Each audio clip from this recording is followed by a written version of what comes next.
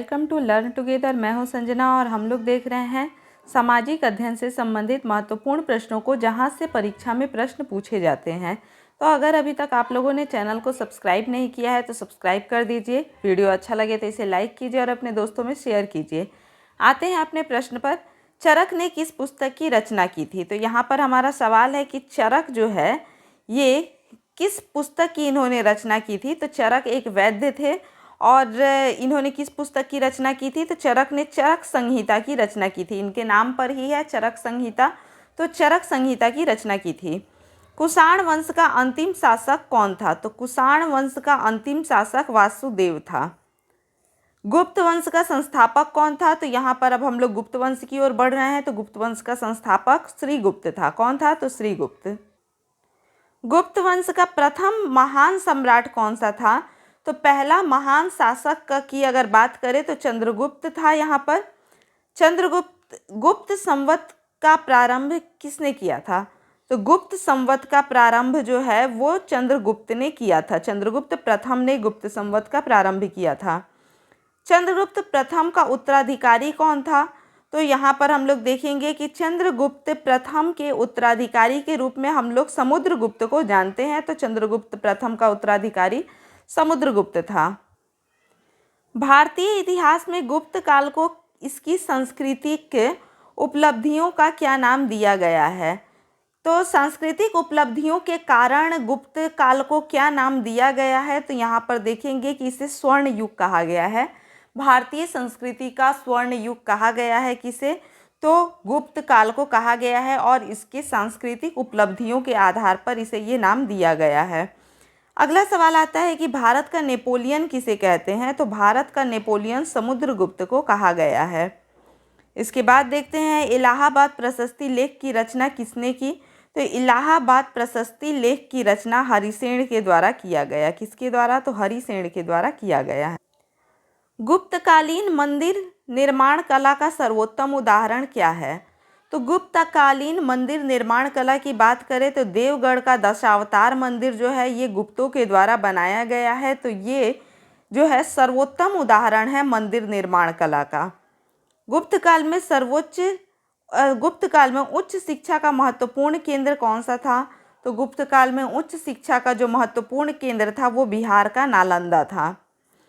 चंद्रगुप्त द्वितीय किस नाम से प्रसिद्ध हुए? तो चंद्रगुप्त द्वितीय ने विक्रमादित्य की उपाधि धारण की थी, जिस कारण से वो विक्रमादित्य के नाम से प्रसिद्ध हुए।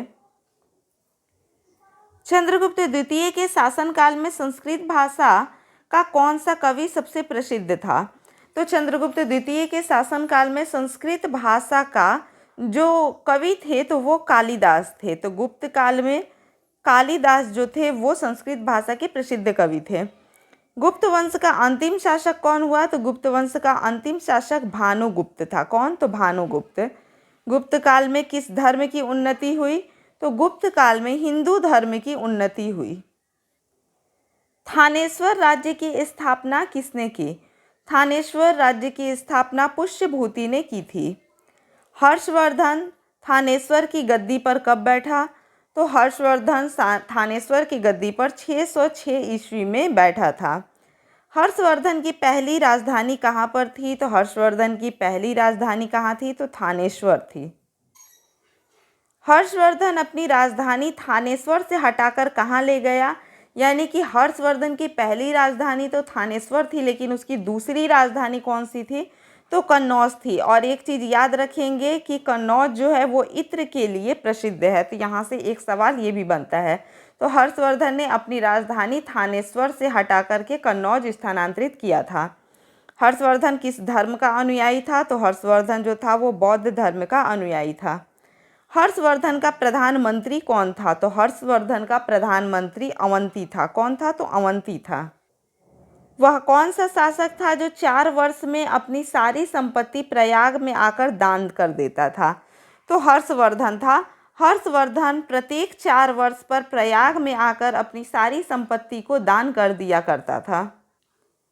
हर्षवर्धन को दक्षिण भारत के किस शासक ने पराजित किया था? तो हर्षवर्धन को दक्षिण भारत के एक शासक थे पुलकेशिन द्वितीय, उन्होंने पराजित किया था। पुलकेशिन द्वितीय का संबंध किस वंश से है? तो पुलकेशिन द्वितीय जो था वो चालुक्य वंश का शासक था। पुलकेशिन द्वितीय की राजधानी कौन सी थी? तो पुलकेशिन द्वितीय की राजधानी वातापी थी। इसी कारण से ये वातापी के चालुक्य वंश के नाम से जाने जाते थे। पाल वंश का संस्थापक कौन था?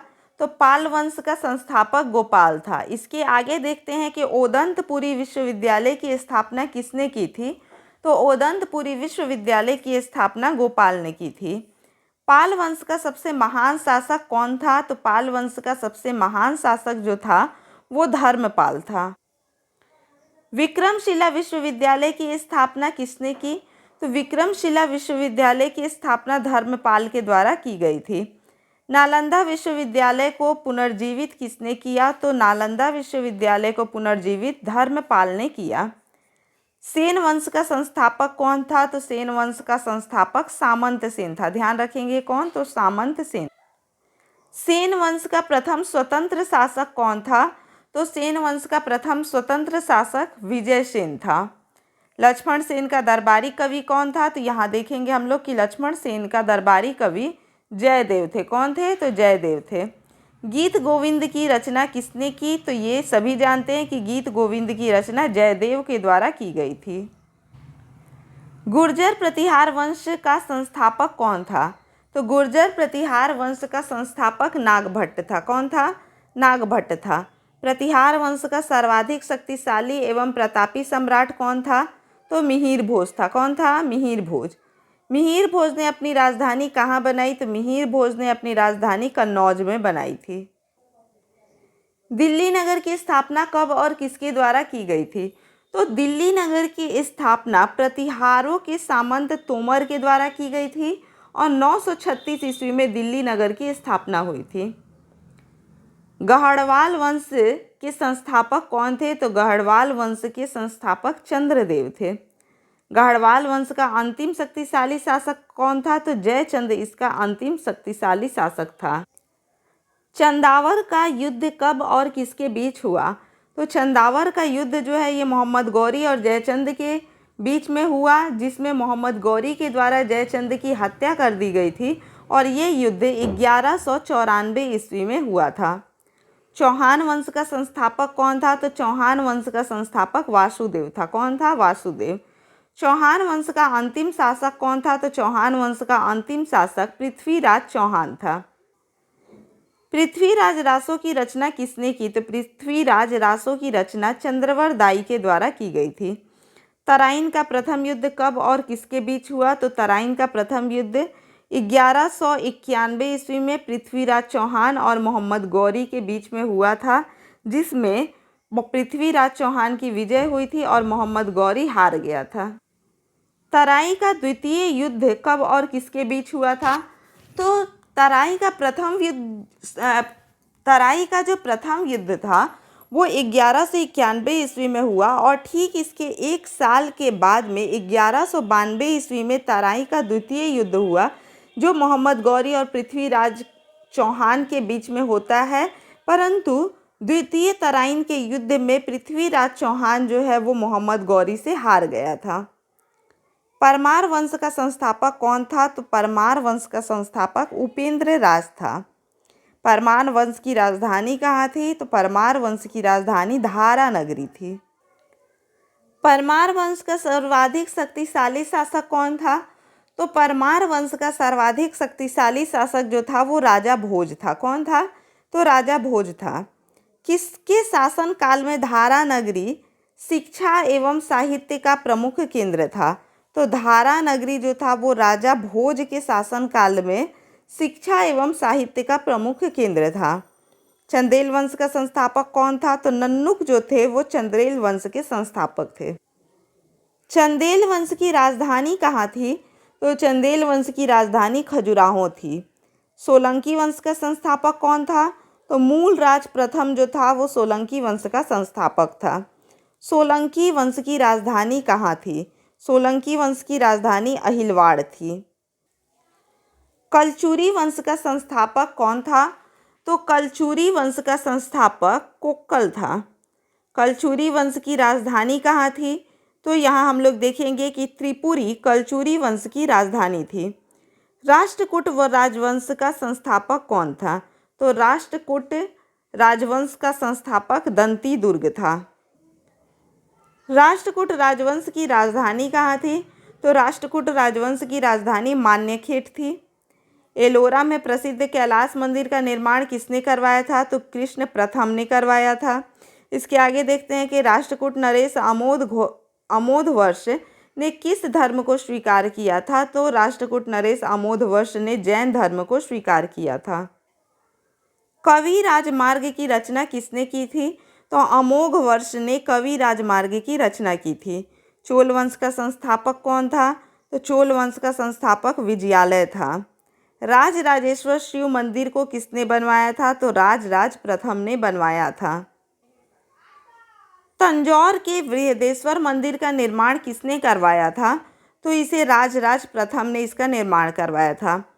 पल्लव वंश का संस्थापक कौन था? तो पल्लव वंश का संस्थापक सिंह विष्णु था। कौन था? तो सिंह विष्णु था। महाबलीपुरम के कुछ एकाश्मक रथों का निर्माण किसने करवाया था? तो महाबलीपुरम के कुछ एकाश्मक रथों का निर्माण नरसिंह वर्मन प्रथम ने करवाया था। किसके नेतृत्व में अरबों ने भारत पर पहला सफल आक्रमण किया? तो अरबों ने भारत पर पहला सफल आक्रमण जो है ये मोहम्मद बिन कासिम के नेतृत्व में किया था। अरबों ने सिंध पर कब विजय पाई? तो सिंध पर अरबों ने 712 ईस्वी में विजय पाई थी। महमूद गजनवी ने भारत पर पहला आक्रमण कब किया? तो महमूद गजनवी ने 1001 ईस्वी में भारत पर पहला आक्रमण किया था। भारत पर आक्रमण करने वाला तीसरा मुसलमान नेता कौन था? तो मोहम्मद गोरी था। तीसरा मुसलमान नेता मोहम्मद गोरी था। मोहम्मद गोरी ने भारत पर पहला आक्रमण कब किया? तो मोहम्मद गोरी ने भारत पर पहला आक्रमण 1175 ईस्वी में किया। भारत में मुसलमानी साम्राज्य का संस्थापक कौन था? तो भारत में मुसलमानी साम्राज्य का संस्थापक मोहम्मद गोरी था। तराइन का प्रथम युद्ध कब और किसके बीच हुआ? तो सबसे पहले हम लोग देखेंगे कि तराइन का प्रथम युद्ध कब हुआ। तो ये 1191 ईस्वी में हुआ। और किसके किसके बीच हुआ? तो मोहम्मद गौरी और पृथ्वीराज चौहान के बीच में हुआ।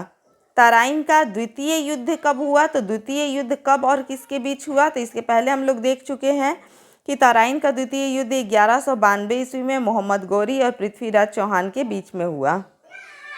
चंदावर का युद्ध कब और किसके बीच हुआ? तो चंदावर का युद्ध 1194 ईस्वी में हुआ और ये जयचंद और मोहम्मद गौरी के बीच में हुआ, जिसमें जयचंद की हत्या कर दी गई थी। गुलाम वंश का संस्थापक कौन था? तो गुलाम वंश का संस्थापक कुतुबुद्दीन ऐबक था। गुलाम वंश की नींव कब पड़ी? तो गुलाम वंश की नींव 1206 ईस्वी में पड़ी। कुतुबुद्दीन ऐबक ने अपना राज्याभिषेक कब किया? तो 24 जून 1206 ईस्वी को कुतुबुद्दीन ऐबक ने अपना राज्याभिषेक किया। कुतुबुद्दीन ऐबक ने अपनी राजधानी कहाँ बनाई? तो लाहौर में इसने अपनी राजधानी बनाई थी। कुतुब मीनार की नींव किसने डाली थी? तो कुतुब मीनार की नींव कुतुबुद्दीन ऐबक ने डाली थी, लेकिन इसे इल्तुतमिश के द्वारा पूरा किया गया था। दिल्ली के किस सुल्तान को लाख बख्श कहा जाता है? तो कुतुबुद्दीन ऐबक को लाख बख्श कहा जाता है। आगे देखते हैं कि प्राचीन नालंदा विश्वविद्यालय को किसने ध्वस्त किया था? तो बख्तियार खिलजी के द्वारा प्राचीन नालंदा विश्वविद्यालय को ध्वस्त कर दिया गया था। इल्तुतमिश किसका गुलाम था? तो इल्तुतमिश जो था वो कुतुबुद्दीन ऐबक का गुलाम था। लाहौर से राजधानी को स्थानांतरित कर दिल्ली कौन लाया? तो लाहौर से राजधानी को स्थानांतरित कर दिल्ली इल्तुतमिश के द्वारा लाया गया। यानी कुतुबुद्दीन ऐबक ने अपनी राजधानी लाहौर को बनाई थी, लेकिन इल्तुतमिश के द्वारा अपनी राजधानी को दिल्ली स्थानांतरित किया गया। वह पहला तुर्क सुल्तान कौन था जिसने शुद्ध अरबी सिक्के जारी किए? तो इल्तुतमिश ने शुद्ध अरबी सिक्के जारी किए और यह ऐसा करने वाला पहला सुल्तान था। इक्ता प्रणाली किसने चलाई थी? तो इक्ता प्रणाली इल्तुतमिश के द्वारा चलाई गई थी। कुतुब मीनार का निर्माण किसने पूरा करवाया? तो कुतुब मीनार का निर्माण इल्तुतमिश ने पूरा करवाया। 40 गुलाम सरदारों का संगठन यानी तुर्कान ए चिहलगानी किसने किया? तो इल्तुतमिश ने किया। बलबन किसका गुलाम था? तो बलबन इल्तुतमिश का गुलाम था। गुलाम वंश का वह कौन सा शासक था जिसने उत्तर में मंगोलों के आक्रमण की रक्षा की? तो उत्तर में मंगोलों के आक्रमण की रक्षा करने वाला वो गुलाम बलबन था। गुलाम वंश का सबसे महान शासक कौन था? तो गुलाम वंश का सबसे महान शासक भी बलबन था। राज दरबार में सिजदा और पैबोस की प्रथा किसने चलाई थी? तो सिजदा और पैबोस की प्रथा बलबन के द्वारा चलाई गई थी। बलबन का सेनापति कौन था? तो बलबन का सेनापति इमाद उल मुल्क था। कौन था? तो इमाद उल मुल्क था। गुलाम वंश के बाद दिल्ली सल्तनत पर किस वंश का शासन हुआ? तो यहाँ पर हम लोग देखेंगे कि खिलजी वंश का अधिकार हुआ गुलाम वंश के बाद। खिलजी वंश का संस्थापक कौन था? तो जलालुद्दीन फिरोज खिलजी था। कौन था? तो जलालुद्दीन फिरोज खिलजी था। खिलजी वंश की स्थापना कब की गई? तो खिलजी वंश की स्थापना 1290 ईस्वी में की गई। अलाउद्दीन कब गद्दी पर बैठा? तो अलाउद्दीन 1296 ईस्वी में गद्दी पर बैठा। घोड़ा दागने की प्रथा किसने चलाई? तो घोड़ा दागने की प्रथा अलाउद्दीन खिलजी के द्वारा चलाई गई थी। स्थायी सेना की नींव किसने डाली थी? तो स्थायी सेना की नींव अलाउद्दीन खिलजी ने डाली थी। दिल्ली के किस शासक ने अपने सिपाहियों को नगद वेतन भुगतान करना शुरू किया था? तो ऐसा करने वाला अलाउद्दीन खिलजी था। किस मुस्लिम शासक ने अपने शासनकाल में मूल्य नियंत्रण प्रणाली को दृढ़ता से लागू किया? तो मूल्य नियंत्रण प्रणाली को दृढ़ता से लागू करने वाला शासक अलाउद्दीन खिलजी था। अमीर खुसरो किस सुल्तान का दरबारी कवि था? अमीर खुसरो अलाउद्दीन खिलजी का दरबारी कवि था। दिल्ली का वह पहला सुल्तान कौन था जिसने धर्म पर राज्य का नियंत्रण स्थापित किया? तो यहाँ पर होगा कि धर्म पर राज्य का नियंत्रण स्थापित करने वाला शासक अलाउद्दीन खिलजी था। तुगलक वंश का संस्थापक कौन था? तो तुगलक वंश का संस्थापक गयासुद्दीन तुगलक था। जूना खां दिल्ली की गद्दी पर कब और किस नाम से बैठा? तो यहाँ पर हम लोग देखेंगे कि जूना खां 1325 में मोहम्मद बिन तुगलक के नाम से गद्दी पर बैठा। मोहम्मद बिन तुगलक के नाम से ये गद्दी पर बैठा था। तो इसके बाद देखते हैं कि मोहम्मद बिन तुगलक का नाम किन किन संज्ञाओं से जोड़ा गया है। तो मोहम्मद बिन तुगलक को देखा जाए तो अंतर्विरोधों का विस्मयकारी मिश्रण, रक्त का प्यासा, परोपकारी, सनकी अथवा पागल बादशाह कहा गया है। मोहम्मद बिन तुगलक ने दिल्ली के स्थान पर अपनी दूसरी राजधानी कहाँ बनाई? तो देवगिरी या दौलताबाद। दिल्ली के स्थान पर इसने अपनी दूसरी राजधानी जो है दिल्ली या दौलताबाद को देवगिरी या फिर दौलताबाद को बनाया था। तुगलक वंश के शासकों में सबसे प्रसिद्ध सुल्तान कौन था? तो तुगलक वंश के शासकों में मोहम्मद बिन तुगलक जो था वो सबसे प्रसिद्ध शासक था। सांकेतिक मुद्रा को किसने जारी किया था? तो सांकेतिक मुद्रा को मोहम्मद बिन तुगलक के द्वारा जारी किया गया था। तो इसी प्रकार से हमारे और भी वीडियो देखने के लिए हमारे साथ में बने रहें। अगर वीडियो अच्छा लगा हो तो इसे लाइक कीजिए और शेयर कीजिए। अभी तक अगर चैनल को सब्सक्राइब नहीं किए हैं तो चैनल को सब्सक्राइब कीजिए। धन्यवाद।